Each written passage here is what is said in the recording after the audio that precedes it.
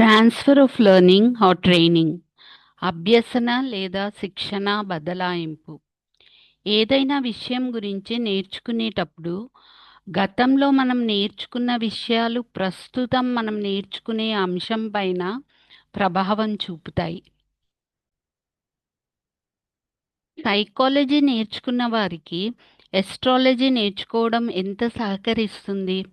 అలాగే eastern, western philosophy నేర్చుకున్న వారికి పురాణాలు, ఇతిహాసాలు, సంస్కృతం, medicine, Ayurveda, homeopathy, astronomy, mathematics, geometry ఇవన్నీ ఎస్ట్రాలజీ నేర్చుకోవడంలో ఎంత సహకరిస్తాయి? ఏ సబ్జెక్ట్ నేర్చుకోవడానికైనా, ఏ విషయం నేర్చుకోవడానికైనా ఎంత సహకరిస్తుంది? ఎంత సహకరిస్తాయి? క్లాసికల్ డ్యాన్స్ నేర్చుకున్న వారికి మోడర్న్ డ్యాన్స్ నేర్చుకోవడం ఎంత సహకరిస్తుంది? ఇలాంటి ప్రశ్నలకి సమాధానము తెలుసుకుందాం. అభ్యసనకు అంటే నేర్చుకోవడానికి రెండు విషయాల మధ్య ఎటువంటి సంబంధం లేకపోతే జీరో ట్రాన్స్ఫర్ అంటారు. అంటే శూన్య బదలాయింపు అంటారు. అదే ఒక విషయం ఇంకో విషయం నేర్చుకోవడానికి అభ్యసనకు సహకరిస్తే దాన్ని అనుకూల బదలాయింపు అంటారు. అదే ఒక విషయం ఇంకో విషయం అభ్యసనానికి అడ్డుపడితే అడ్డగిస్తే ప్రతికూల బదలాయింపు అంటారు. గ్రీక్, లాటిన్ నేర్చుకోవడం ఈత నేర్చుకోవడానికి ఏ విధంగానూ ఉపయోగపడదు. దీన్ని జీరో ట్రాన్స్ఫర్ అంటారు. అలాగే సైకిల్ తొక్కడం, క్లాసికల్ డ్యాన్స్ నేర్చుకోవడం జీరో ట్రాన్స్ఫర్ అంటారు.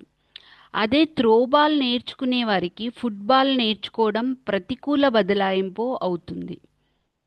అలాగే ఇంగ్లీష్లో ప్లూరల్స్ నేర్చుకునేటప్పుడు బుక్, బుక్స్ అని నేర్చుకొని ఫుట్, ఫీట్ అని నేర్చుకోవడానికి అడ్డంకి అవుతుంది. ఇప్పటి కాలంలో ప్రతి విషయం మరొక విషయంతో ముడిపడి ఉండే ఇంటర్ రిలేటెడ్ సబ్జెక్ట్స్ ఎక్కువగా ఉంటున్నాయి. కాబట్టి జీరో ట్రాన్స్ఫర్, శూన్య బదలాయింపు అన్నది కొన్ని విషయాలకి మాత్రమే పరిమితం అయింది. సర్వం ఏకం నద్వైతం. ఒకప్పుడు సాంస్క్రిట్ నేర్చుకోవడానికి కంప్యూటర్ లాంగ్వేజ్ లెర్నింగ్కి జీరో ట్రాన్స్ఫర్ సంబంధం లేదనేవారు, శూన్య బదలాయింపు. కానీ ఇప్పుడు కంప్యూటర్ ప్రోగ్రామింగ్కి సాంస్క్రిటే బెస్ట్ లాంగ్వేజ్ అంటున్నారు. ఏ స్కిల్, నైపుణ్యం నేర్చుకోవాలన్నా ఏవో కొన్ని scientific, mathematical knowledge, marketing, economic techniques, PR relations, computer knowledge etcetera ఇలా అవసరం పడుతున్నాయి. అలాగే ప్రతికూల బదలాయింపు కూడా చాలా తక్కువగానే కనిపిస్తుంది. ప్రతికూలత గల అంశాలను గుర్తించి చాలా చక్కగా విడమర్చి వివరించినప్పుడు ఆ ప్రతికూలతని కూడా అవలీలగా అధిగమించవచ్చు. సిమిలారిటీస్ అండ్ డిఫరెన్సెస్ టెక్నిక్ వాడితే అవలీలగా అభ్యసన బదలాయింపు జరుగుతుందని గుర్తించాలి. ఎన్నెన్నో తరాల నుంచి, ఆది మానవుని నుంచి ఆదిగా ఎన్నో విషయాలు కనుగొన్నారు. నిప్పు రాజేయడం, ఆహారం పండించుకోవడం లాంటివి. ఒక తరం తెలుసుకున్న వాటి మీద వాటికన్నా వృద్ధి కావించి తర్వాతి తరం చేయగలిగింది, ఆవిష్కరించగలిగింది. ఇలా ఒక నిప్పు విషయానికే వస్తే చెక్కుముకి రాయితో మొదలైన ఆదిమానవుని జీవితం ఆటోమేటిక్ ఫైర్ లైటర్స్ దాకా వచ్చింది. కట్టెల మట్టి పొయ్యి నుంచి కుంపట్లు, ఆటోమేటిక్ స్టవ్స్ వరకు డెవలప్ అయ్యాయి. మరి మనిషిని ఇప్పుడు చెక్కుముకి రాయేవాడు అంటే అన్ని తరాల ఆవిష్కరణని మరిచి, అంటే అసలు ఇది జరిగే పనేనా? ఒకరు నిర్మించిన మెట్టు ఎక్కి వేరే వారి కోసం ఇంకో మెట్టు నిర్మిస్తూ పైకి ఎదిగింది సమాజం. దీన్ని మనం పాజిటివ్ ట్రాన్స్ఫర్, అనుకూల బదలాయింపుగా చెప్పుకోవచ్చు.